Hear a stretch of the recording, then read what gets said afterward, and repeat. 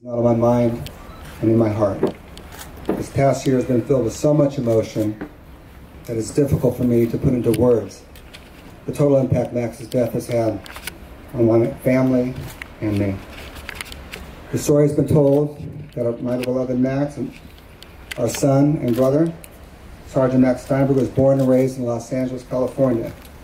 He traveled to Israel for the first time, along with his brother Jake and sister Paige, through the Taglit Birthright program in June of 2012.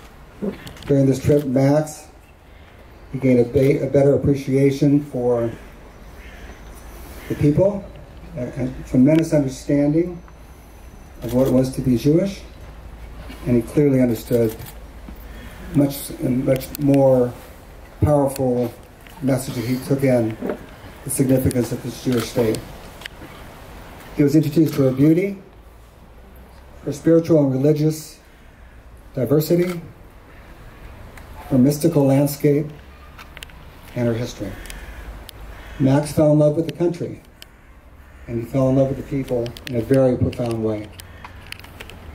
He experienced a special connection with Israel, and he identified with his calling to enlist in the IDF. Max understood the volatility of the region and the challenges Israel faces every single day just to exist.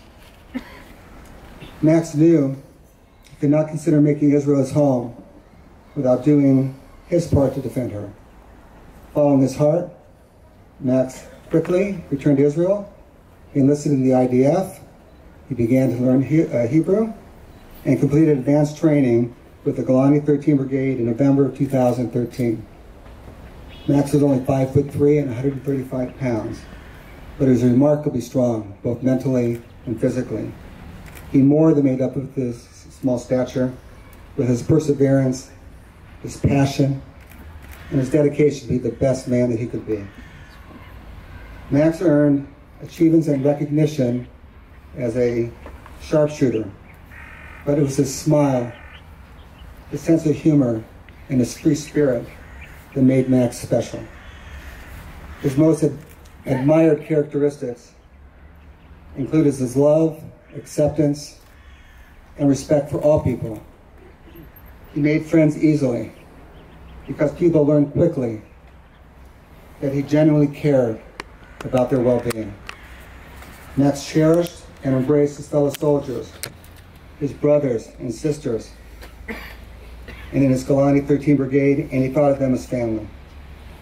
Nissan, one of the two survivors from Max's APC incident, told us Max shared the following words with him. He said, "I love you, brother. I would take a bullet for you." That was the essence of my son. I think that's the essence of all of you guys, truly. Upon Max's death, our family made the extremely difficult decision to lay Max to rest here at Har Herzl. And because we believed he should be buried amongst the other brave soldiers that sacrificed their lives for Israel. When an estimated 30,000 people attended Max's funeral, followed by thousands of individuals and families at our Shiva, the waiting in these long lines, it was just amazing. And we were shown along with the rest of the world that Max, a lone soldier from Los Angeles, California, belonged to the people of Israel. The expression of love and support we continue to receive from Israel and the Jewish people throughout the world has given us the strength to move forward and helps us carry the weight of our loss. Prime Minister Netanyahu and First Lady Sarah, President Rivlin and his wife Nakama, Jerusalem Mayor Nir Barkat, Beersheba Mayor Ruvik Danilevich, and so many more Israeli government representatives have comforted us and wanted us to understand that Max's death was the ultimate sacrifice and that he was a true hero. I am also most grateful to the IDF for their willingness to be as transparent as possible regarding the disclosure of information associated with the battles and incidents that took place that resulted in the loss of lives of so many soldiers. Since Max's passing, we've been embraced by so many people and had the good fortune, truly the good fortune, to develop new, meaningful friendships in Israel and Los Angeles. Many of you are here today, including Julia and Sam Grunberg, Rabbi Dub Littman, the Pessin family, the Halleck family, and a delegation from Los Angeles, which includes our dear friends and families of lone soldiers. The Steinberg family is committed to perpetuating Max's legacy through helping soldiers and families of lone soldiers. Thus, we have aligned ourselves with Professor Rivka, President of Ben-Gurion University of Negev, and Professor Reichman, President of IDC Herzliya, to establish perpetual scholarships in Max's memory for soldiers once they've completed their service in the IDF. We also partnered with Dr. Larry Platt and Ellie Fitzlevitz, co-founders of Families of Lone Soldiers. They're located in Los Angeles, and we work towards a Sefer Torah in memory of Max. This Torah will be completed here in Israel this Sunday. Next, we will be unveiling a joint venture with the Friends at Taglit Birthright, with our mission to help provide the funding for lone soldiers to experience the amazing Birthright trip upon their completion of their service in the IDF.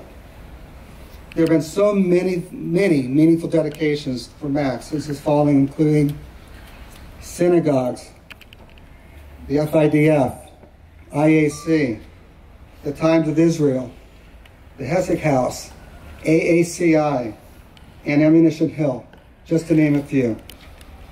Nothing can fill the void that I feel every moment since our beloved son lost his life.